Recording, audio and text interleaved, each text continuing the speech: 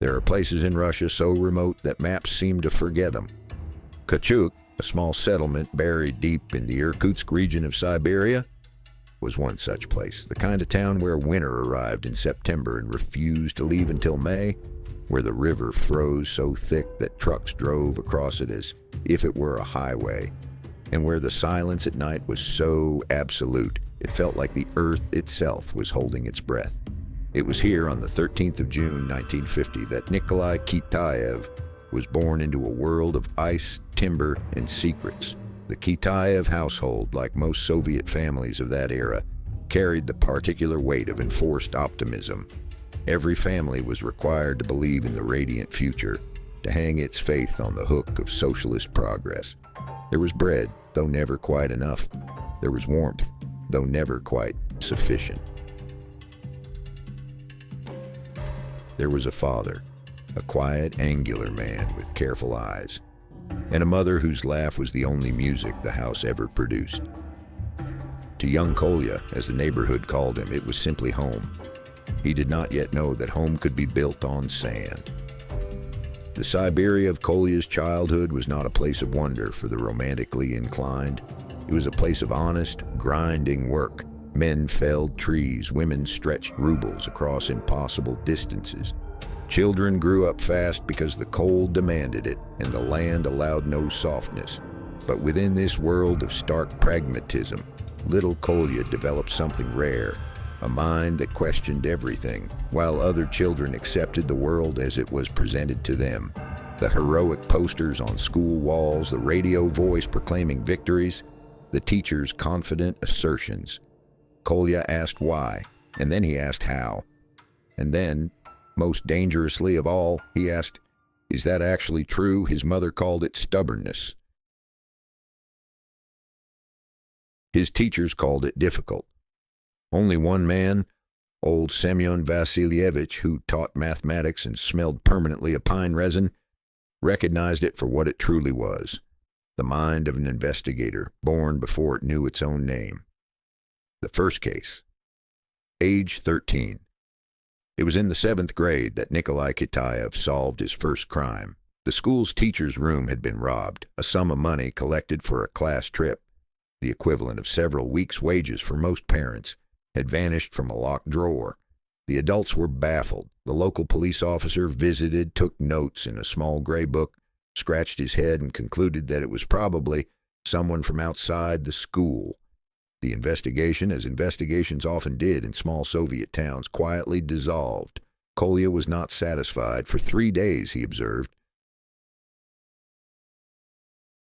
He watched who avoided eye contact in the corridor, who laughed a little too loudly when the theft was mentioned, who spent money in the school canteen when they had claimed to have none. He cross-referenced class schedules against the window of opportunity when the room was unlocked. He asked careful questions, never accusatory, always conversational, the way a curious boy asks questions, not a prosecutor. On the 4th day, he walked to the school director's office and named the thief, a 13-year-old boy from the parallel class whose mother worked at the school and whose access to the teacher's room was, under ordinary circumstances, entirely unremarkable. The director stared at him for a long moment. Then he summoned the boy. Then he called the boy's mother. The money was recovered from behind a loose board beneath the boy's bed, exactly where Kolya had predicted it would be. Nobody called it genius. In the Soviet Union, precocious children were often viewed with suspicion rather than admiration. But Kolya walked home that evening with something new settled in his chest. A quiet, certain knowledge that truth was not a matter of authority or declaration. Truth was a matter of evidence, logic, and the willingness to look where others had stopped looking. The secret that shattered everything. He was 14 years old when his mother sat him down at the kitchen table, placed her hands flat on the oilcloth, and told him about his father. Not about the man who lived in their house, about the man that man actually was. The story came out in pieces, like a broken thing being reassembled in reverse. During the war, the great patriotic war, the sacred war that defined every Soviet life, his father had not fought with honor. He had collaborated. In the chaos of the German advance through the Soviet territories, he had made choices that the Soviet state categorized in the most unambiguous legal terms: treason, collaboration with the enemy, assistance rendered to forces that had killed millions of Soviet citizens. He had been tried. He had been sentenced to 25 years. The man Kolya had known as his father, quiet, angular, careful, was serving those years in a labor camp somewhere east of Vladivostok. The man Kolya had believed his father to be had never existed. He was a story, a comfortable, necessary lie told to a child to protect him from a truth too large and too dangerous for childhood to contain. The world, as Kolya understood it, cracked down the middle. Years later, in interviews, he would describe that moment with characteristic precision. He would say, "I did not cry. I was past crying. What I felt was something colder than grief and more durable than anger. I felt cheated, not by my father, not even by my mother, but by the very possibility that reality could be hidden behind a story, and that people could live inside that story for years without ever questioning it. I decided that day that I would spend my life on the other side of that wall. I would be the one who asked the question that nobody wants to answer." It was not quite a vow. It was something more biological than that. A fundamental reorientation, the way a compass needle swings and locks when it finds north. The weight of a name, being the son of a traitor in the Soviet Union, was not merely a personal shame. It was a bureaucratic condition. It followed you through forms and files, through application processes and background checks, through the invisible machinery that the Soviet state used to sort its citizens into categories of trustworthiness. Nikolai knew this. And yet in 1967, at 17 years old, armed with a gold medal from school, the highest academic distinction awarded to students of perfect or near-perfect marks, he walked into the admissions office of Irkutsk State University's Faculty of Law and submitted his application. The gold medal spoke loudly. His file spoke in other ways. He was accepted. Later, colleagues would suggest that his acceptance represented a kind of bureaucratic oversight, that someone somewhere had processed his application without fully registering what his father's record meant. Kitaev never accepted this interpretation. He believed that the medal had not merely balanced the scales, it had tipped them, and that this too was evidence of something important, that excellence pursued with sufficient determination could overcome the handicap of inherited shame. Whether this was true as a general principle he could not say, but it was true in his particular case. And particulars, specific, documented, verifiable facts, were the only currency he ever fully trusted. The architecture of a vocation. What formed Nikolai Kitaev was not one thing, but three things arriving in sequence, each one amplifying the ones before. First, a mind built for pattern recognition, nurtured in a landscape that rewarded practicality over fantasy. Second, an early discovery, the stolen money, the recovered truth, that logic applied with patience could cut through the opacity of human deception. Third, the revelation of his father's betrayal, which transformed an intellectual tendency into a moral imperative. These three elements assembled themselves into something that Soviet bureaucracy had no existing category for. A legal mind with the instincts of a journalist and the psychological orientation of a therapist. A man who would spend his career asking with methodical, relentless precision the question that the 14-year-old boy at the kitchen table had asked the moment his mother finished speaking. Is that actually true? The Faculty of Law awaited him. Siberia, with its cold and its secrets and its particular habit of burying the truth under layers of permafrost, had given him his education. Now it was time for the university to give him his tools. The boy from Kachuk packed his belongings into a single suitcase, took the train to Irkutsk, and walked toward a future he had not yet seen, but which, with the particular certainty of someone who had learned the hard way that the world is full of comfortable lies, he was already absolutely determined to illuminate. There is a particular cruelty that bureaucratic systems reserve for those they cannot fully punish but refuse to fully trust. They do not destroy you outright. That would require paperwork, justification, visibility. Instead, they assign you to Chita. In 1972, Nikolai Kitaev graduated from Irkutsk State University's Faculty of Law, with results that should have placed him in any prosecutor's office in the region. His academic record was impeccable. His reputation among professors was that of a student who not only mastered the law but interrogated it, who asked not merely what the statute said, but why it said it, and whether it was achieving what it claimed to achieve.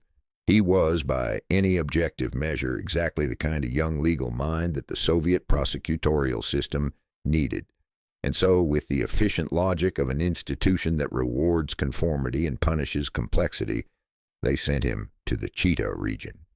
Chita sat approximately 600 kilometers east of Irkutsk, closer to the Mongolian border than to anything that could reasonably be called a center of Soviet legal culture. The winters there made Siberian winters look considerate. The caseloads were vast, the resources minimal, the supervision sparse. Young prosecutors sent to Chita understood implicitly what the assignment meant. Your file has been reviewed, your father's record has been noted, and until further notice, you will earn your place at the bottom of the ladder. Kitaev arrived in Chita with his single suitcase, a growing library of legal texts, and absolutely no intention of staying at the bottom of anything. Grain, ledgers, and a policeman's boots, his first significant case arrived within months of his posting, not with drama, but with the particular gray ordinariness that characterized Soviet rural crime. A collective farm, a sovkhoz, had been hemorrhaging grain for the better part of 2 years. The losses were recorded in the ledgers as spoilage, as measurement error, as the inevitable friction of large-scale agricultural operations. The farm director had filed the appropriate reports.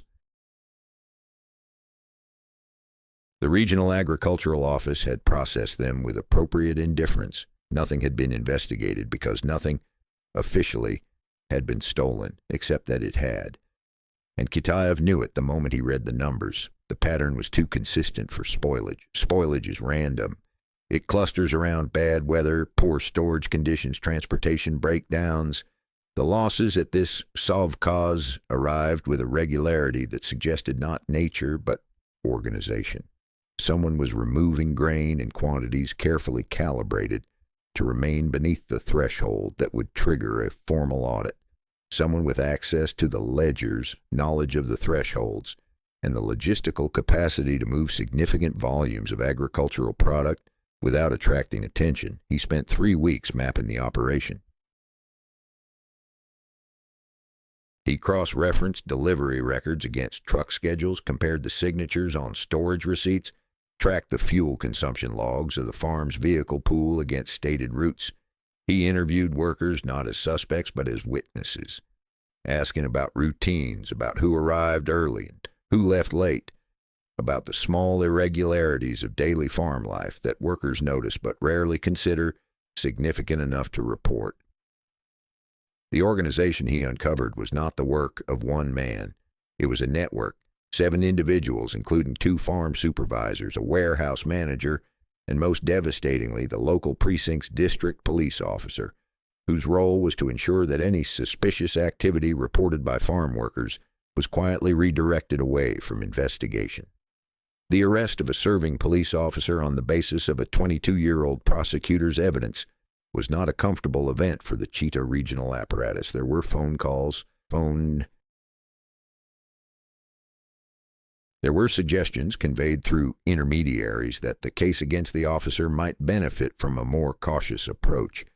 Kitaev documented every one of these suggestions. He filed the documentation. He proceeded with the prosecution. All 7 were convicted. The district police officer received the harshest sentence. In the margin of his case notes from that period, notes that would later be studied by criminal justice researchers, Kitaev wrote a single sentence: "The most dangerous accomplice is always the one whose job is to prevent the investigation."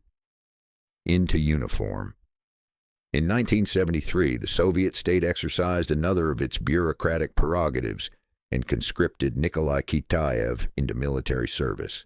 He was assigned as a military investigator, a doznavatel, to the Transbaikal Military District, a posting that would consume 2 years of his life and provide him with an education that no law faculty could have offered. Military law operated by its own logic, faster and less forgiving than civilian procedure, with chains of command that could compress or expand the space for genuine investigation depending on who stood above you. Kitaev adapted with the flexibility of a man who had spent his entire life navigating systems that were not designed to accommodate him. He solved cases. He filed reports. He became, within the hermetically sealed world of military justice, quietly indispensable. But it was not a case of theft or insubordination that would define his military years. It was an encounter with a man who claimed to see the future. The prophet in the barracks, the soldier's name was not recorded in any public document Kitaev later produced, so let us call him simply what his fellow soldiers called him, the seer. He was a conscript of approximately 22 years, unremarkable in appearance, medium height, thin face, the kind of eyes that could be described as either penetrating or simply calculating, depending on how much you were prepared to believe in him. The seer had developed a reputation in the barracks for a peculiar talent. He could tell you things about yourself that nobody had told him. Your mother's name, the village you came from, the girl you had left behind. He would press his fingertips to his temples, close his eyes, breathe slowly, and then speak with an authority that left grown men standing with their mouths open. Word spread.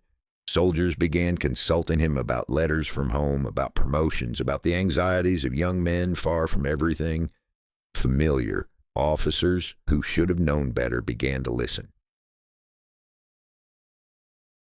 When a significant sum disappeared from the regimental safe, a theft that required knowledge of the safe's combination and the duty schedule for the night in question, the seer offered his services. He held an object belonging to the commanding officer, closed his eyes, and delivered a vision. A man of medium build, dark-haired, working in the motor pool, acting alone. A motor pool mechanic was brought in for questioning. Kitaev was assigned to conduct the investigation. He spent the first day not questioning the mechanic, but studying the seer. The technique was not supernatural. It was social, a form of information gathering so natural that its practitioners could execute it without conscious awareness of what they were doing. The seer had been embedded in the barracks for months. He listened. He remembered. He stored fragments of overheard conversation with the unconscious efficiency of a man whose survival had always depended on knowing more than others realized he knew. When soldiers came to him for readings, they arrived already prepared to be amazed. And in that state of anticipation, they volunteered information without recognizing they were doing so. A hesitation before answering a question, a micro-expression at the mention of a name, the slight stiffening of posture when the conversation approached a truth. The seer read these signals with the precision of a trained observer and reflected them back as revelation. As for the theft from the safe, Kitaev determined within 48 hours that the seer himself had been present peripherally in a chain of events that provided access to the combination. The motor pool mechanic was entirely innocent. The seer, it emerged, had been part of a small arrangement in which the theft was committed by one party and the investigation redirected by another, namely the convincingly mystical young man with the penetrating eyes. The mechanic was released. The seer was prosecuted. In his case notes, Kitaev wrote something he would repeat in various forms throughout his career. The performance of knowledge is not knowledge. The appearance of certainty is not evidence. When someone claims to see what others cannot, the first question is never how gifted are they. The first question is always, what have they already been told? 3 educations, 1 mind. When Kitaev returned to Irkutsk in 1975 and took up a position as an investigator in the Leninsky District Prosecutor's Office, he arrived as a man who had already lived several professional lives. He had worked in provincial criminal prosecution. He had served as a military investigator. He had encountered in the barracks of Transbaikal his first deliberate manipulator of public belief, and had dismantled the manipulation with the same methodical patience he applied to grain theft ledgers. But he recognized with the honesty that was becoming his professional signature that he lacked something. The legal training gave him the framework. The casework gave him the instincts. What he needed was the ability to communicate, to translate the complex architecture of an investigation into language that could reach beyond court documents, beyond prosecutors' briefs, beyond the specialist vocabulary of the legal profession. In 1978, while working full-time as an investigator, he enrolled in the Faculty of Journalism. His colleagues found this eccentric. In the Soviet legal system, prosecutors did not take journalism degrees. The two professions operated in separate worlds, governed by separate logic, serving separate masters. His superiors regarded the enrollment with the particular suspicion reserved for people who accumulate capabilities beyond their designated role. Capable people in any bureaucratic system are manageable precisely to the degree that their capabilities are predictable. Kitaev was not interested in being manageable. The journalism faculty gave him what he had correctly identified as his missing instrument, the architecture of narrative, how to construct a sequence of facts so that their meaning became not just comprehensible, but felt, how to choose the detail that unlocks the whole picture, how to present evidence in a way that not only proved a point, but made a reader or listener understand why the point mattered. 3 educations, law, psychology through practice, journalism through study, were assembling themselves in one man's mind into something that Soviet criminology had no existing name for. The healer who let people die. It was toward the end of the 1970s that a case arrived on Kitaev's desk in the Leninsky district that would serve as a dry run for everything that followed in the decades ahead. The man known locally as Ruchiov, a surname that translated with bitter irony as stream or flowing water, had established himself in the Irkutsk region as a healer of remarkable gifts. He did not advertise in any official sense. In the Soviet Union, such advertising would have been both illegal and unnecessary.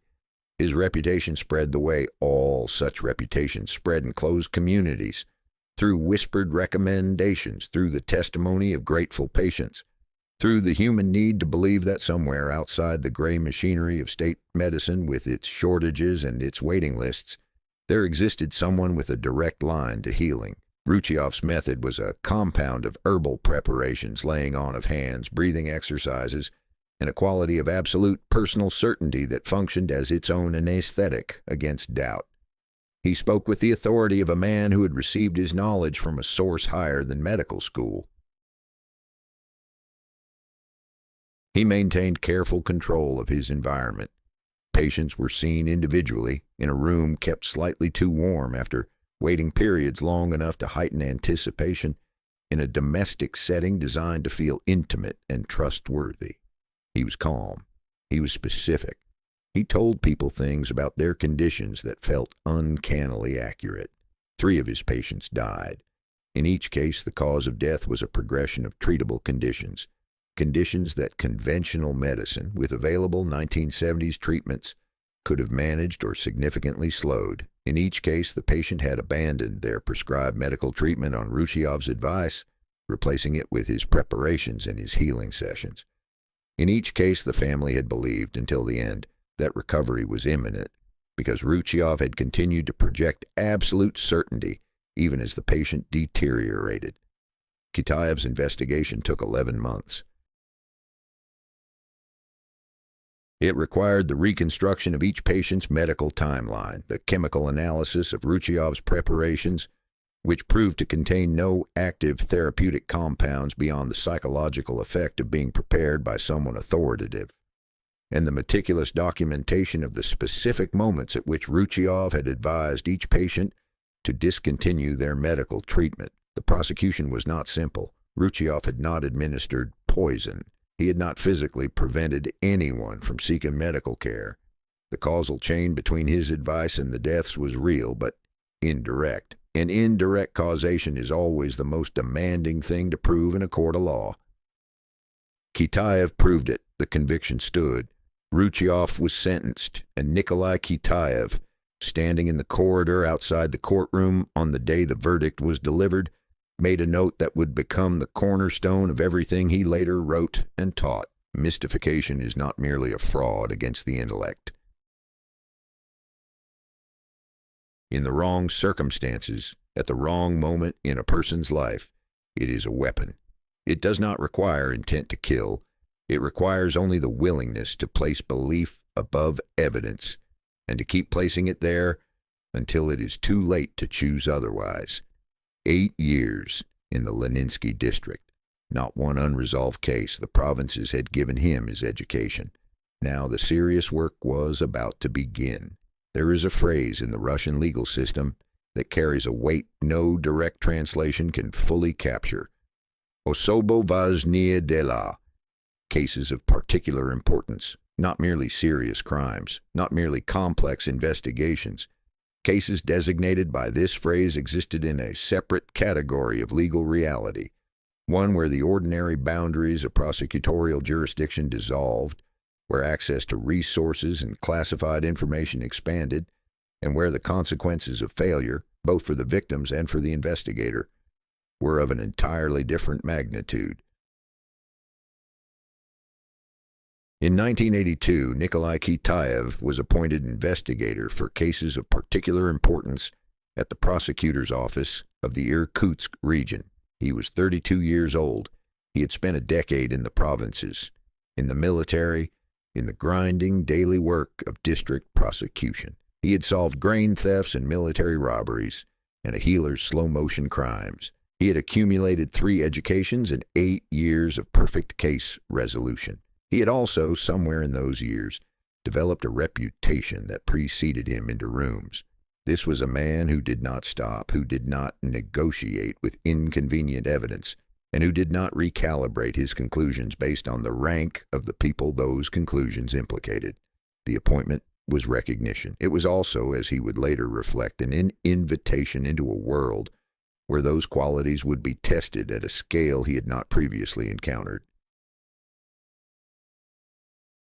The major, the explosives, and the city in the crosshairs. The case that arrived first was unlike anything in his previous experience, not in its complexity, but in its stakes. Major Stakhovtsev was a decorated officer of the Soviet Interior Ministry, a man whose service record contained commendations and whose bearing projected the particular confidence of someone who had spent decades as an instrument of state authority. He was also, Kitaev's investigation would establish, the organizing intelligence behind a criminal enterprise of spectacular ambition and terrifying capability. The network Stakhovtsev had constructed from within the structures of law enforcement itself was not engaged in the ordinary criminality of Soviet institutional corruption, the pilfering of state resources, the diversion of goods, the small betrayals that the system had learned to tolerate as a cost of doing business. What Stakhovtsev had assembled was an organization with access to military-grade materials and the operational planning to use them, 600 tons of explosives. The target, the city of Slayudyanka, situated on the southwestern shore of Lake Baikal, a city of tens of thousands of people, a railway hub, and a location whose destruction would have sent wreckage and contamination into one of the world's largest freshwater reservoirs. Kitaev would not, in any interview or publication, offer a complete account of how he uncovered the network. The investigation touched classified materials that remained restricted for years afterward. What he confirmed publicly was this: the breakthrough came not from surveillance or informants, but from the same method he had applied to grain ledgers a decade earlier: the patient analysis of administrative documents, logistics records, and inventory systems, looking for the pattern that was too consistent for coincidence. The arrests were coordinated across multiple locations simultaneously, as they had to be. A network built by a law enforcement professional would have tripwires against sequential investigations. The prosecutions were conducted under conditions of considerable institutional pressure, since several individuals adjacent to the network held ranks that made their involvement deeply uncomfortable for the ministry whose uniform they wore. Every prosecution held. The experience confirmed for Kitaev a principle he had first articulated in Chita, that institutional authority was not a defense against criminality, but could, in certain hands, become its most effective instrument. The badge did not sanctify the person wearing it. The rank did not make the action just. These were not complicated ideas, but in the Soviet system of 1982, they required a particular kind of courage to act upon. The courage of a man who had grown up understanding, from a very personal source, that authority and truth were not the same thing. He received the rank of Senior Counselor of Justice, the equivalent in the parallel hierarchy of the Soviet prosecutorial system of a military colonel. The citation was formal and brief. It did not mention the scale of what had been prevented. The monster the system didn't want to see.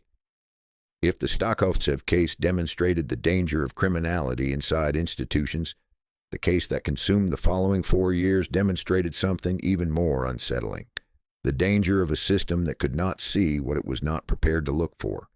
The killings had begun by the best later reconstruction in 1982. They occurred in Irkutsk and the surrounding region, in parks and underpasses, in the peripheral spaces of a Soviet city where the state's surveillance did not quite reach. The victims were women. The intervals between incidents were irregular enough, and the coordination between different district police jurisdictions poor enough that for years the crimes were not formally connected. Each district processed its own cases. Each district reached its own partial conclusions. The pattern that connected them, consistent enough to be unmistakable once someone looked across the jurisdictional boundaries, remained invisible because no single person's job description included looking across those boundaries. His name was Vasily Kulik. He was, in the compartmentalized terminology of Soviet criminal classification, what Western criminology was only beginning, in those same years, to call a serial killer. The Soviet system had categories for murder. It did not yet have adequate conceptual infrastructure for the organized, repetitive, psychologically driven predation that Kulik represented. Kitaev received the case in 1986. By that point, the accumulated evidence from across multiple jurisdictions filled multiple boxes. The challenge was not the absence of material. The challenge was that the material had been collected by different investigators using different frameworks, cataloged under different reference systems, and never subjected to the unified analytical gaze that could extract its meaning. The portrait before the arrest. What Kitaev did with that material, before a single interview with the suspect, before a single piece of physical evidence was formally attributed, was something that Soviet criminology had no established procedure for, and that his superiors initially regarded with undisguised skepticism. He built a portrait, not a physical description, a psychological one. Drawing on the totality of case materials, the locations, the timing, the patterns of approach and departure, the specific choices the perpetrator had made at each scene, he constructed a profile of the individual he was looking for: age range, psychological characteristics, social functioning, the relationship between the crimes and the perpetrator's ordinary life. He incorporated biorhythm analysis, the study of cyclical patterns in human behavior, not as a mystical tool, but as a statistical one, looking for temporal regularities in the timing of the crimes that might reflect the perpetrator's biological or psychological rhythms. He studied pharmacological profiles, cross-referencing observable behavioral patterns with known psychological conditions and their neurological substrates. He consulted specialists in fields that Soviet criminal investigation had rarely thought to call upon, not because he believed any single discipline held the answer, but because the answer, he was certain, existed at the intersection of multiple analytical frameworks working simultaneously. His colleagues called it elaborate. Some called it eccentric. One senior official reviewing his preliminary report suggested that a simpler approach might be more appropriate. Kitaev filed the report as written and continued working. When Vasily Kulik was identified and arrested, the match between the suspect and the psychological portrait Kitaev had constructed was documented in the case materials with the precision of a scientific experiment reporting its results. The portrait had described a man of a specific psychological type with specific patterns of social behavior, specific cognitive characteristics, and specific vulnerabilities that could be exploited in interrogation. The man sitting across the table confirmed each element, but confirmation in a court of law requires evidence, and Kulik, from the moment of his arrest, understood this perfectly. The silence that required an answer. Vasily Kulik refused to speak.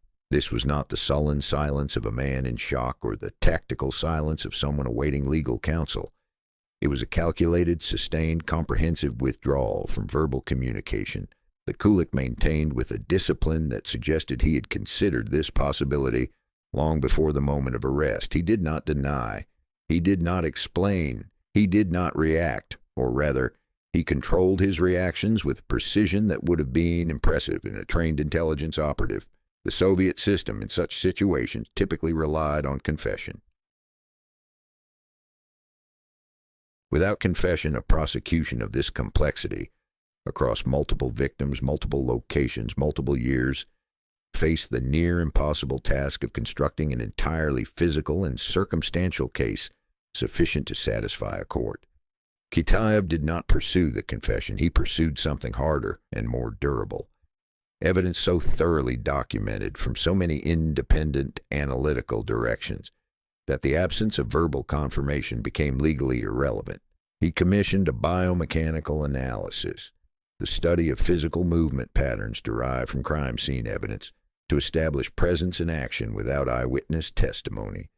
He brought in speech pathologists, the logopedists, to analyze the few verbal communications Kulik had produced during his military and civilian history, building an evidentiary record of his communication patterns that would serve as a baseline against which his current silence could be contextualized.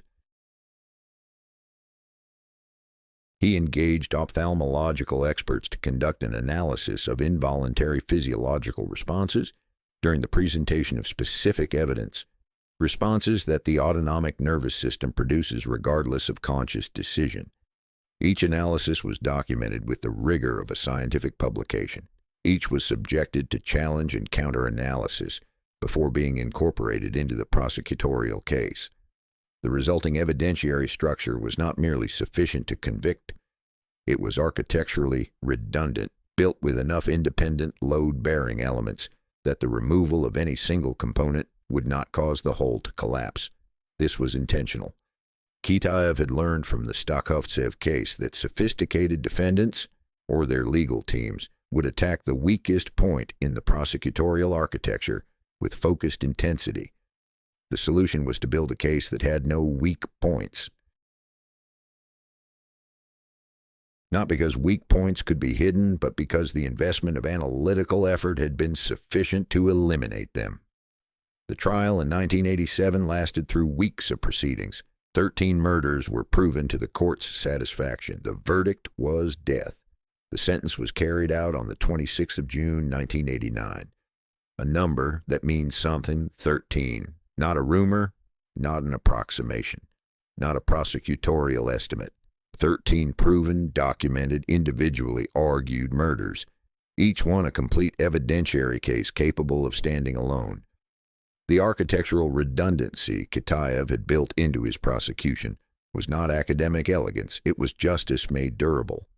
Justice that could not be unpicked by a single challenge, a single missing witness, a single contested piece of physical evidence. In the years that followed, other investigators would study the Kulik case files as a model.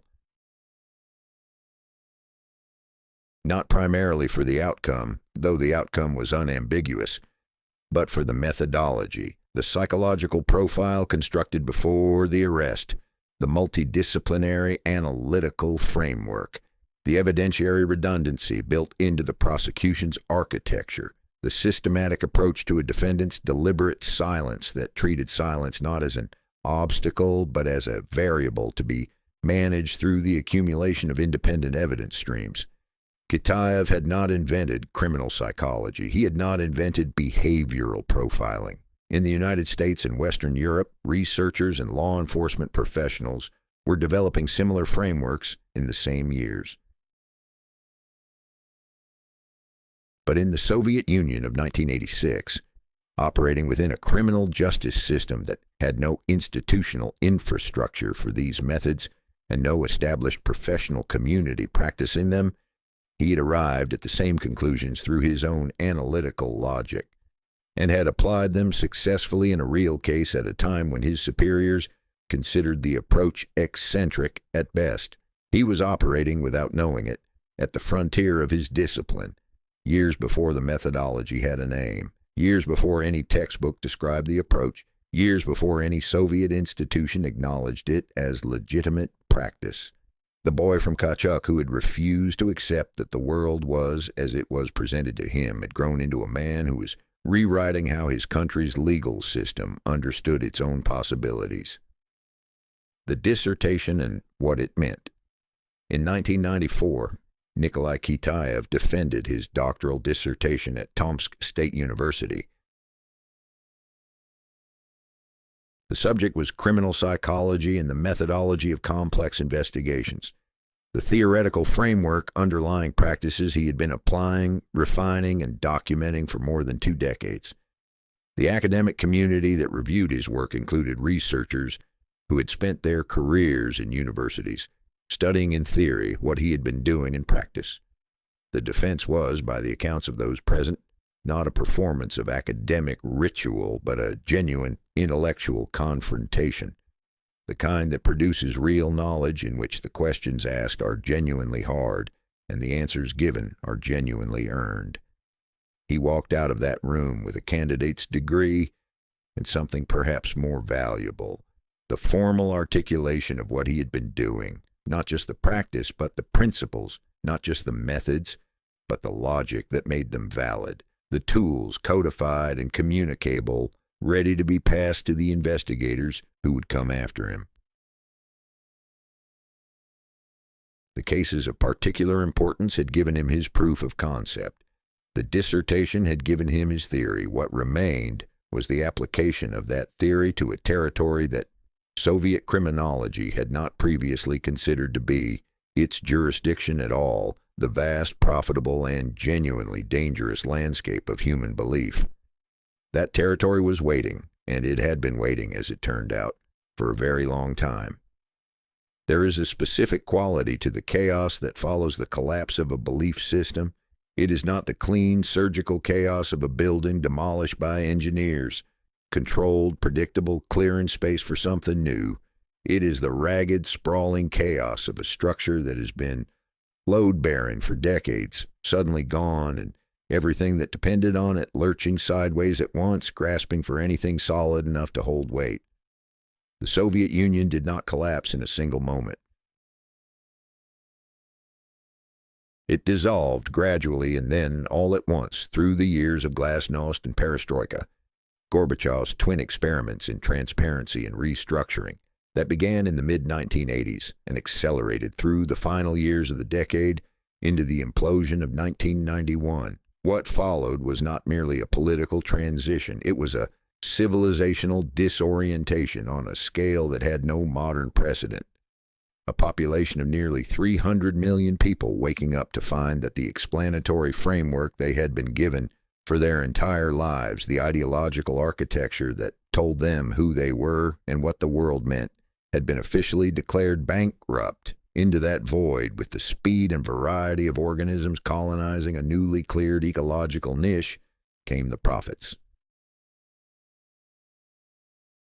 They arrived through television, the newly liberated Soviet television, hungry for content and indifferent to scrutiny, and through the explosion of print media that accompanied the collapse of state censorship. Psychics, healers, astrologers, channelers of cosmic energy, communicators with the deceased, readers of past lives, specialists in the manipulation of fields and frequencies that no instrument could detect, but that their testimonials proved beyond argument. They arrived in stadiums, in clinics, in living rooms via screens that broadcast their sessions to audiences of millions. They arrived in the specific psychological moment when a population stripped of one set of certainties was desperately, hungrily reaching for any other certainty that presented itself. Nikolai Kitaev watched this with the particular attention of a man who had spent 2 decades learning to distinguish performance from reality, and who had documented, personally and professionally, what happened to people who could not make that distinction. He was not simply a skeptic. Skepticism is a disposition, an attitude of doubt. What Kitaev possessed was something more operationally specific, a methodology for determining in any particular case what was actually happening versus what was being claimed to be happening. The difference sounds small. In practice, it was the difference between dismissing an extraordinary claim with a wave of the hand and proving with documented evidence exactly how the extraordinary effect was being produced and who was benefiting from the belief in it. The 1990s would demand that methodology urgently. But before the decade properly began its work, it delivered to Kitaev a case that would not be resolved for 18 years, and whose resolution would stand as the most precise vindication of his analytical methods that his career would ever produce. The profile that nobody wanted. The killings in Angarsk had been accumulating through the late 1980s with the same institutional invisibility that had initially obscured the Kulik murders in Irkutsk. Angarsk was a city of approximately 250,000 people situated on the Angara River, a major industrial center, the kind of Soviet city where the rhythms of the petrochemical plants provided the basic pulse of daily life, and where the administrative machinery was oriented toward production quotas rather than the subtleties of criminal pattern recognition. The victims shared characteristics. The locations followed a logic. The intervals, the methods, the specific signatures of each incident. When Kitaev reviewed the accumulated materials in 1992, he saw what he had seen in the Kulik files 6 years earlier. Not isolated incidents, but a system. A single intelligence operating repeatedly, refining its approach with experience, protected by the same jurisdictional fragmentation that had allowed Kulik to continue for years before anyone looked across the boundaries. He constructed the profile with the same methodology he had applied before, refined now by the lessons of the Kulik investigation and the theoretical framework he was simultaneously developing for his doctoral dissertation. Age range, psychological characteristics, social positioning, the relationship between the crimes and the perpetrator's functional daily life. And then the profile produced a conclusion that stopped the room. The perpetrator, Kitaev's analysis indicated, was a serving member of the militia, the Soviet and then Russian police force. The reaction from his colleagues and superiors was not analytical. It was instinctive, visceral, and entirely predictable to anyone who understood how institutions protect themselves from uncomfortable truths. The suggestion was not merely improbable. It was, in the vocabulary of 1992, functionally unacceptable. A serving officer, a man who carried a badge, a member of the apparatus whose job was to find and prosecute exactly this kind of crime, not to commit it. The investigation was suspended. The profile was filed. The killings continued. The perpetrator's name was Mikhail Popkov. He was a serving officer of the Angarsk City Police. He continued killing for years after the file was closed. The full accounting of his crimes, established by the investigation that finally arrested him in 2012, exceeded 80 victims, making him one of the most prolific serial killers in recorded Russian criminal history. In 2010, when Popkov was first identified as a suspect, investigators revisiting the cold case materials found Kitaev's 1992 profile in the archive. The match between the profile and the actual perpetrator was documented in the investigative record. 18 years. The analysis had been correct for 18 years while it sat in a file unacted upon because the conclusion it had reached was one that the institution of 1992 had not been willing to accommodate. Kitaev did not speak about this with bitterness in his later interviews. He spoke about it with the measured, precise sorrow of a man who understood that the cost of institutional resistance to uncomfortable analysis was not abstract. It was specific. It was countable, and the number was devastating. The most famous mind reader in Soviet history. While the Angarsk file gathered dust in a regional archive, Kitaev was directing the other major analytical project of his 1990s. An investigation not into a crime, but into a legend.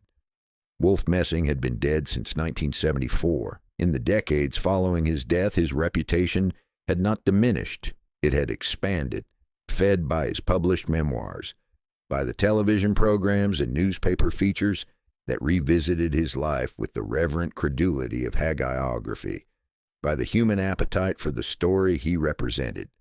A man who could read minds, who had performed before Stalin and been tested by Einstein and Freud, who had escaped the Nazis through pure mental power, who had predicted the outcomes of wars and the deaths of leaders. It was a magnificent story. Kitaev, who had spent his career examining magnificent stories, began by asking the question he always asked. Is that actually true? He began systematically in 1992. The research that followed would consume a decade of his life in parallel with his full-time career, requiring correspondence and eventually visits to archives in Russia, Germany, Poland, and Belarus. The countries through which Messing's life had actually passed, as opposed to the countries through which his legend claimed it had passed. What he found was not simple. Messing had been a genuine performer of remarkable capability. This Kitaev established early and maintained throughout his research. The specific technique at the core of Messing's performances was ideomotor response, the unconscious micro-scale physical movements that the human body produces when the mind is engaged in active thought.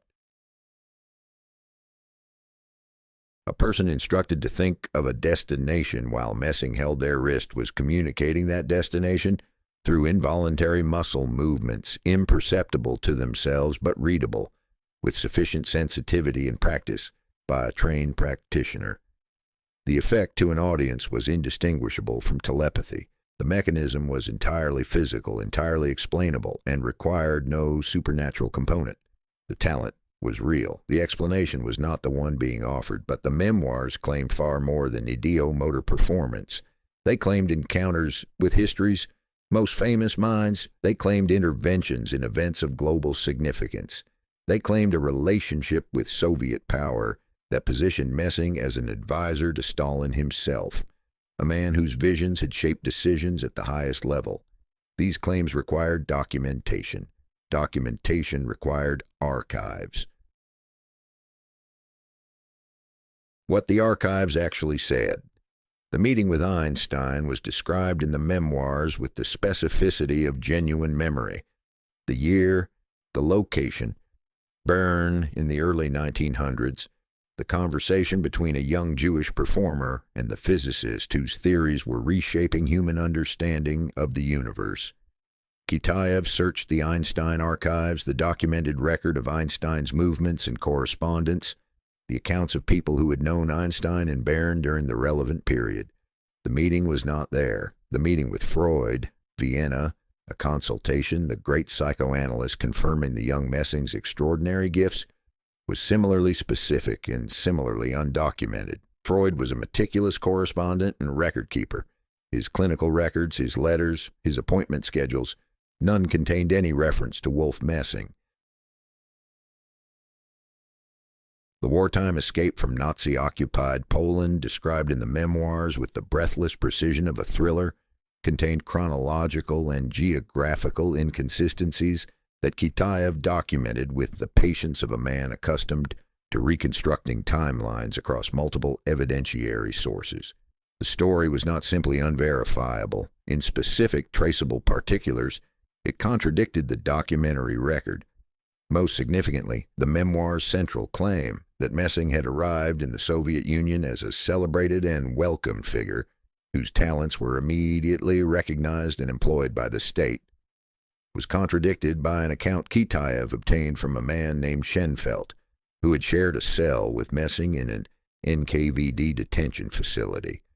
Messing had been arrested on arrival in Soviet territory suspected of espionage.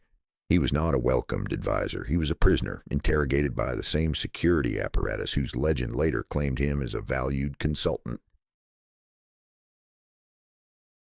The memoirs had been published under Messing's name, but Kitaev's research established that they had been written by Mikhail Kvostinov, a journalist working from conversations with the aging performer. Messing, elderly, in a country where his legend had made him beloved, where the story had been told so many times it had acquired the density of fact, had allowed the journalist's construction to stand as his own testimony. This did not make Messing a simple fraud. It made him something more complicated and more instructive, a real talent, substantially amplified by a narrative architecture built by others and maintained by the collective human preference for the magnificent over the accurate, the mechanism behind the miracle. What fascinated Kitaev and what drove him to continue the research long past the point where a simpler man would have considered the case closed was not the exposure of individual deception, it was the system. The mechanism by which an ordinary human capability, genuine but explicable, became transformed into a legend of supernatural proportion. The process, as he reconstructed it across the Messing research and in parallel observations of the explosion of mystical claimants filling Soviet television screens in the early 1990s, followed a consistent pattern. It began with a real effect, something genuinely impressive, genuinely inexplicable to an ordinary observer. The ideomotor response, the cold reading technique in which a skilled practitioner extracts information from a subject through the subtle interpretation of their verbal and physical responses to general statements. The statistical phenomenon by which vague predictions made in sufficient volume inevitably produce a subset that appear remarkably accurate in retrospect.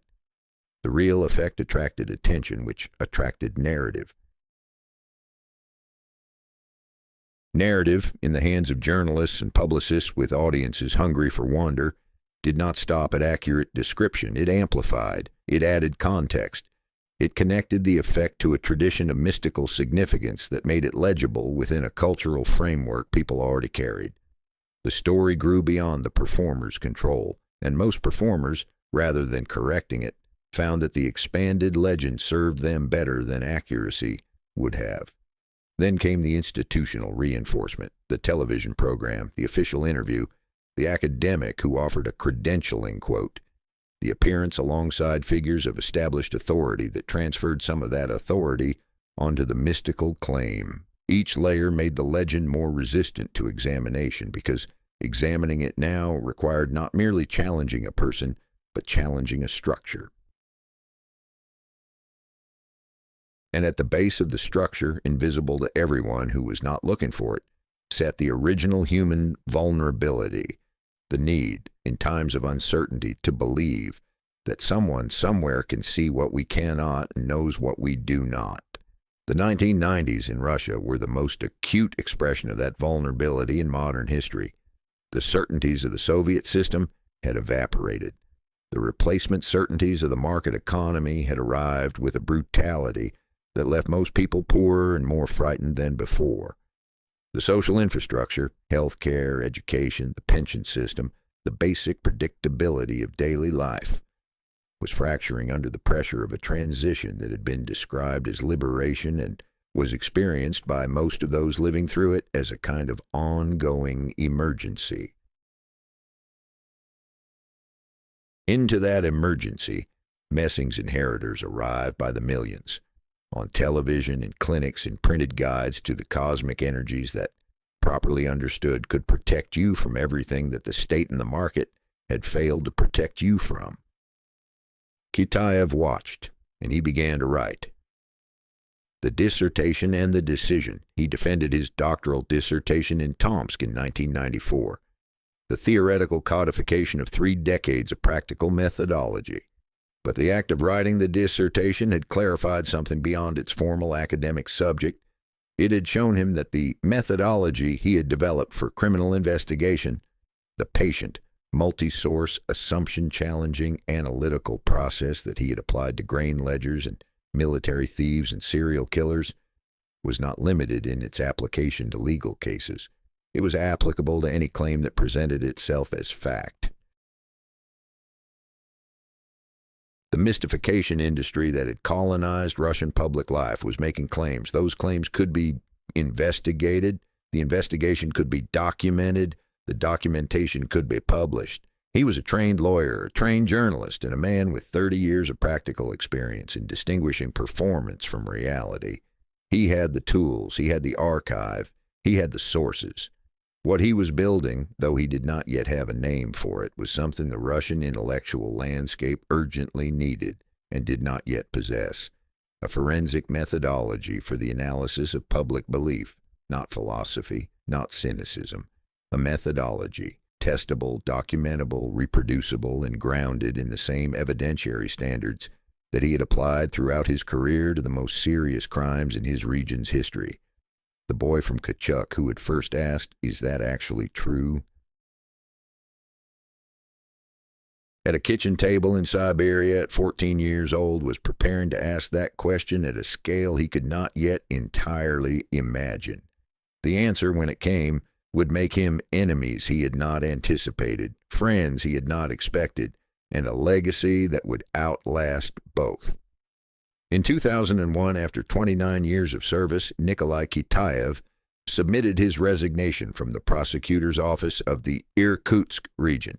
He did not leave in disgrace.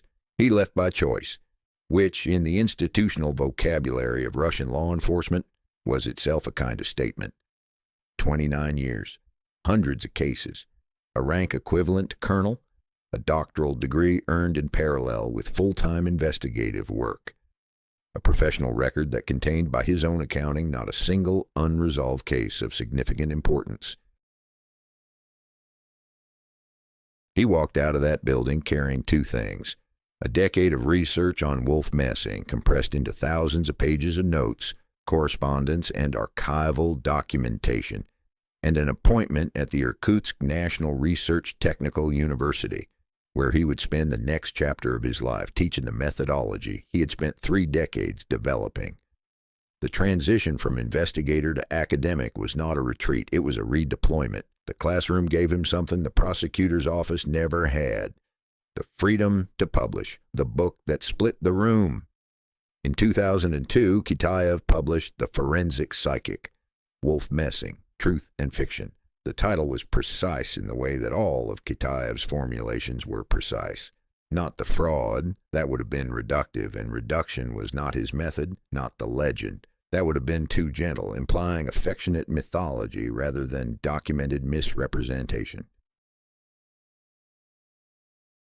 Truth and fiction, the two elements placed side by side, equally weighted, inviting the reader to follow the evidence from one to the other. The book arrived into Russian cultural life like a stone thrown into a pond that had believed itself to be solid ground. Messing's admirers, and they were numerous, passionate, and organized with the particular intensity of people whose cherished beliefs have been challenged, responded not with counter-evidence but with counter-emotion. Letters arrived at the university. Some were reasoned disagreements, others were not. He was accused of cynicism, of cultural vandalism, of a cold-blooded inability to appreciate the reality of human experience that transcended the narrow categories of legal proof. A small number of communications crossed the line between criticism and threat. Colleagues in the legal community, by contrast, responded with quiet gratitude.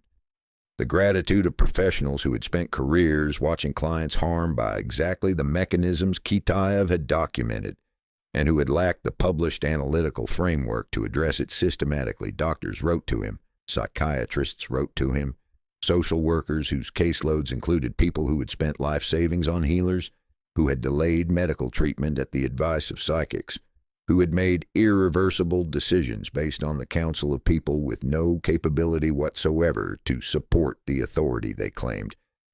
These professionals wrote to Kitaev with a recognition that his book had named something they had been observing for years without adequate language to describe it. The split was absolute and revealing. Those who worked with the consequences of mystification welcomed the book. Those who participated in the culture of mystification, as performers, as believers, as media figures, whose careers depended on the unexamined acceptance of extraordinary claims, treated it as an act of aggression.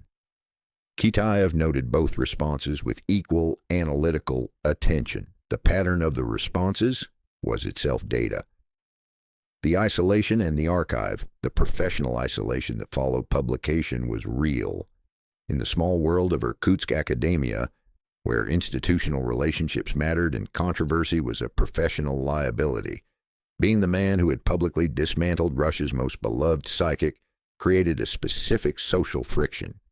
Invitations dried up. Certain colleagues developed a habit of looking past him in corridors. The university administration, to its credit, did not intervene, but it also did not celebrate. His family absorbed the pressure with the resilience of people who had learned over decades that Nikolai Kitaev's investigations did not always arrive at comfortable destinations. His wife, who had lived through the Kulik years, the Stakhovtsev prosecution, and the long, solitary evenings of Messing research, understood that her husband was constitutionally incapable of arriving at a convenient conclusion when the evidence pointed elsewhere. This was not always comfortable to live with. It was, she told interviewers years later, absolutely who he was. In 2003, he published a second edition of the book, expanded with archival documentation that had become accessible since the first printing, materials from Russian state archives, from Polish historical institutions, from German records of the wartime period, each piece added another layer of evidentiary foundation to the analysis he had already published. The new documentation included records confirming Messing's arrest and detention by the NKVD, the security apparatus whose myth had later claimed him as a celebrated consultant. The second edition did not soften the response of the book's opponents. It intensified it. A case that can be dismissed as insufficient evidence is uncomfortable. A case with additional evidence is threatening. Vanga and the architecture of belief. By 2003, Kitaev had extended his research beyond Messing to the figure who, in the post-Soviet cultural landscape, had inherited and exceeded his status as the supreme proof of supernatural human capability. Vanga, the blind Bulgarian seer whose predictions had been attributed with the authorship of historical events, whose visitors had included political leaders and scientists, whose name had become, in Russian popular culture, essentially synonymous with the concept of genuine prophecy, represented the other major case study in what Kitaev was now conceptualizing as the industrial production of mystical legend. The methodology he applied was identical to the one he had used for Messing because the underlying mechanism was identical. The first component was the information infrastructure. Vanga did not receive visitors in isolation. Every person who sought an audience passed through a process: registration, waiting periods, conversations with staff, during which information was gathered and organized. Names, origins, the circumstances that had brought them, the losses they carried, the questions they most needed answered. This information flowed through channels that visitors did not observe and would not have recognized as information channels to the woman they were about to consult. What arrived to them as supernatural knowledge had arrived to her as organized intelligence. The second component was the technique that Kitaev had first observed in the Transbaikal barracks 30 years earlier, and that he now documented with the precision of a clinical study: cold reading, the interpretation of a subject's involuntary responses to general statements, the progressive narrowing of claims based on the physical and verbal feedback the subject provides without recognizing that they are providing it. In the hands of a practitioner of genuine skill, and Vanga, by the documented accounts of those who had observed her systematically, possessed considerable skill. The technique produced effects that were, to an unprepared subject, in an atmosphere carefully constructed to maximize suggestibility, genuinely indistinguishable from supernatural perception. The third component was the retrospective selection effect. Of the thousands of consultations Vanga conducted over decades, the accurate predictions were remembered, recounted, and published. The inaccurate ones dissolved into the silence that surrounds any prediction that does not come true. The resulting public record was not representative of her actual accuracy rate. It was a curated exhibition of her best performances, presented as her typical performance. None of this required Vanga to be a deliberate fraud in the simple sense of a con artist consciously deceiving victims. The system that produced her legend was larger than any individual's intentions within it. It was institutional, a structure that had developed over decades involving staff, media, cultural mythology, and the fundamental human cognitive bias toward remembering confirming evidence and forgetting disconfirming evidence. Kitaev documented the structure, not the woman, the structure. The final version and its reception. In 2006, the third and final version of the book was published, incorporating sources from archives in 4 countries: Russia, Germany, Poland, and Belarus. The evidentiary base was now, by the standards of academic publication in the legal field, essentially complete. Every major claim had been traced to its source. Every significant legend had been tested against the documentary record. The intersection between what had actually occurred and what the public had been told had occurred was mapped with the granularity of a survey. Doctor of Legal Sciences Protasevich, a scholar whose opinion carried weight in Russian academic legal circles, reviewed the monograph and recommended it for inclusion in the curriculum of legal universities.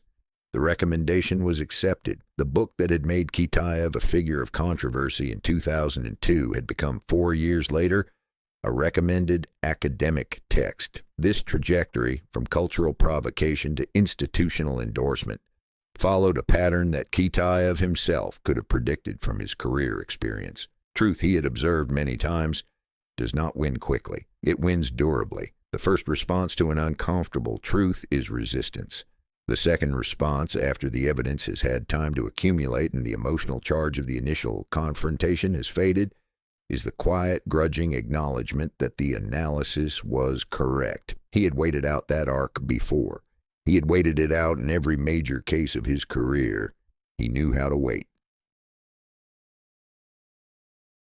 What he was actually saying, beneath the specific case studies, Messing, Vanga, the healers, the television psychics, the book carried an argument that was simultaneously simpler and more demanding than any of its particular analyses. The argument was this: the methods that a trained investigator applies to criminal deception are not limited in their application to criminal cases. They are applicable to any claim that presents itself as factual. The standards of evidence that a court requires before accepting a testimony as true are not arbitrarily strict. They are the minimum threshold below which the acceptance of a claim as fact causes more harm than the suspension of judgment would have caused, and the specific harm caused by accepting mystical claims below that evidentiary threshold was not abstract or theoretical. It was documented, specific, and in a number of cases that Kitaev had personally investigated, fatal. He was not arguing against wonder. He was arguing against the weaponization of wonder, the conversion of human spiritual and emotional need into a mechanism for extracting money, compliance, and the abandonment of evidence-based decision-making from people at their most vulnerable. It was, he noted in the book's conclusion, exactly the mechanism his father had fallen into in reverse. Not as a victim, but as a participant in a system that demanded the suppression of inconvenient truth for the maintenance of a useful fiction. He had been asking the same question since he was 14 years old, sitting at a kitchen table in Kachuk, while his mother's voice rearranged the architecture of his world. Is that actually true? The answer in 2006, as in 1964, required courage to speak and patience to prove. He had always possessed both. Part 6. The Full Circle. The professor and his classroom. There is a particular kind of authority that cannot be manufactured, purchased, or conferred by any institution. It can only be accumulated, slowly, case by case, year by year, through the compound interest of being consistently, documentably right, when the world insisted you were wrong. By the time Nikolai Kitaev stood before his students at the Irkutsk National Research Technical University in the early years of the new millennium, he carried that authority in the specific, unhurried way of a man who no longer needed to prove anything to anyone, but had not yet finished saying everything he needed to say. His lectures were not performances. They were investigations conducted in real time, in front of an audience. He would present a case, sometimes from his own career, sometimes from legal history, sometimes from the current landscape of pseudo-scientific claims proliferating through Russian media, and then dismantle it piece by piece, showing the students not just the conclusion, but every step of the analytical process that produced it. The methodology, not the verdict, the reasoning, not the answer. Former students, interviewed years later, described his classes with a consistency that itself constituted a kind of evidence. He changed the way they thought, not about any particular subject, about thinking itself. 150 voices. Over the course of his academic career, Kitaev produced more than 150 published works, research papers, monographs, legal analyses, case studies. The range was, for a single scholar, remarkable. Criminal psychology, investigative methodology, forensic analysis of pseudo-scientific claims, the history of Soviet criminal justice, the systematic study of wrongful convictions. That last subject, wrongful convictions, produced what many legal scholars considered his most important academic contribution outside the Messon research. His monograph on unjust death sentences was not a polemic against capital punishment, though it contained evidence that anyone reasoning carefully about the subject could not ignore. It was a forensic study, case by case, source by source, of the specific procedural and psychological mechanisms by which the Soviet and Russian criminal justice systems had, on documented occasions, condemned innocent people to death. The methodology was identical to the one he had applied everywhere else. Find the evidence, follow it wherever it leads. Document what you find with sufficient rigor that the conclusion can withstand any challenge. The difference was that here the uncomfortable conclusion implicated the system he had served for 29 years. He published it anyway. In 2020, he published his memoir, Notes of an Investigator, which became, to the surprise of the academic publishing house that released it, a bestseller. It was translated into several European languages. Readers who had never heard of Kachuk or the Leninsky District Prosecutor's Office or the cold files of the Angursk investigation found in its pages something they had not expected from a legal memoir, a genuinely gripping account of what it means to spend a life in the service of a single principle, the honor, and what it represented. The state, which had spent the early part of Kitaev's career making his professional path as difficult as the circumstances of his birth warranted, eventually arrived at a different assessment. He was awarded the title Honored Lawyer of the Russian Federation, a designation reserved for legal professionals whose contribution to the field has been, in the judgment of the institutions that confer it, of lasting significance. He received the Anatoly Kony Medal, named for the 19th century Russian jurist whose commitment to legal ethics and prosecutorial independence remained more than a century after his death the standard against which serious Russian legal professionals measured themselves. The Kony Medal in particular carried a weight that Kitaev acknowledged openly. Kony had been a man who had pursued justice inside a system that did not always want justice pursued, who had maintained his standards under institutional pressure, who had understood that the integrity of the legal process was not a bureaucratic nicety, but the foundation upon which the system's claim to authority rested. That the medal bearing his name had found its way to a prosecutor's son from Kachuk who had spent his career asking inconvenient questions in inconvenient directions, seemed, to those who knew both the history and the man, entirely appropriate. 65 Candles in Irkutsk. In 2015, the academic community of Irkutsk organized an international conference to mark Kitaev's 65th birthday. The gathering brought together legal scholars, criminologists, psychologists, and researchers from institutions across Russia and from several European countries, people whose work had been shaped directly or indirectly by the methodological framework he had spent his career developing. The conference was not a celebration in the conventional sense, the kind of event where colleagues gather to praise the guest of honor with the careful vagueness of people who have not read his work closely. It was a working conference. Papers were presented, methodologies were debated. The cases he had investigated were examined through new analytical lenses, yielding perspectives that had not existed when the cases were active. Kitaev sat through these sessions with the attentiveness of someone genuinely interested in what would emerge, not from a posture of modesty, but from the authentic curiosity of a man who had never confused the work being finished with the work being done. Knowledge, he had always understood, was not a destination, it was a process.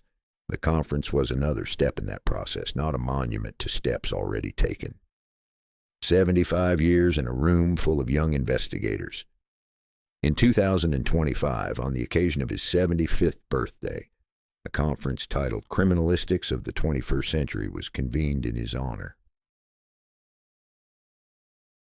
Among its formal outcomes was the establishment of a prize for young researchers in the field of investigative methodology, bearing his name, awarded annually to the work that best demonstrated the principles he'd spent his career embodying: rigor, intellectual honesty, the willingness to follow evidence to conclusions that comfort would prefer to avoid. He spoke at the closing session. Those who were present described the speech afterward with the careful reverence that people apply to words they understand in the moment of hearing them will remain with them. He did not summarize his career. He did not offer a retrospective of achievements. He spoke instead about the specific difficulty of telling the truth, not the abstract difficulty, the philosophical challenge, but the practical, daily, interpersonal difficulty of being the person in the room who says the thing that the room does not want to hear. He spoke about the cost, which was real, the isolation. The years when the professional community viewed his methods as eccentric and his conclusions as inconvenient. The personal friction generated by a disposition that could not be switched off at the end of the working day, that applied the same standards of evidence to domestic life that it applied to criminal investigation, that could not accept comfortable explanations when uncomfortable ones were better supported.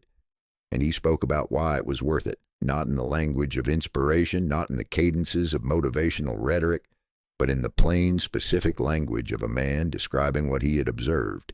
He said, "The cases where I was right, but no one listened, taught me more than the cases where I was right," and everyone agreed. The Angers profile, the Messing archives, the wrongful conviction monograph. Every time the evidence led somewhere that the institution did not want to go, and I followed it anyway, I understood something more precisely about the difference between the purpose of the legal system and its actual operation. That gap between what a system claims to do and what it actually does is where the work is. That gap is where it has always been. He paused. He said, "Speak the truth, however bitter it may be, not because it is comfortable, not because it will be thanked, because it is the only thing that actually helps." The full circle. In the biographical accounts written about Nikolai Kitaev in the years following his 75th birthday, commentators frequently return to what they called the symmetry of his life, the way the ending rhymed with the beginning. A boy of 14 sitting at a kitchen table in Kachuk, learning that the man he had called his father was not the man his father actually was. Learning that a story told consistently enough and with sufficient emotional investment from the people telling it could substitute for reality in ways that persisted for years, that shaped decisions and lives and identities, That only collapsed when someone finally asked the question that everyone had been carefully not asking. That boy had become a man who spent 60 years asking that question, in prosecutors' offices and military bases and courtrooms and academic journals and books that split rooms and conferences that assembled the next generation of people who would ask it after him. The father had been a man who made choices that history judged harshly, whose name carried a designation, traitor, collaborator, that the Soviet system had affixed to it with the permanence of legal record. The son had become a man whose name carried a different designation earned through the same decades that his father's judgment had accumulated: honored lawyer, senior counselor of justice, holder of the Coney Medal, author, teacher, the person who had looked at Russia's most beloved psychic and said, with documented evidence, "This is not what you have been told it is," and been proven right, and published, and taught, and eventually thanked. The son of a man convicted of living inside a lie had spent his life making lies harder to live inside. There is a logic to this that requires no elaboration. It is the kind of logic that does not need to be stated to be understood, the kind that arrives in the chest rather than the mind, that settles there and stays. He was born in Kachuk on the 13th of June, 1950. He grew up in a place where the cold was honest and the silence was absolute, and the truth, when you found it, was exactly as hard and exact and necessary as the winter. He carried that winter with him for 75 years.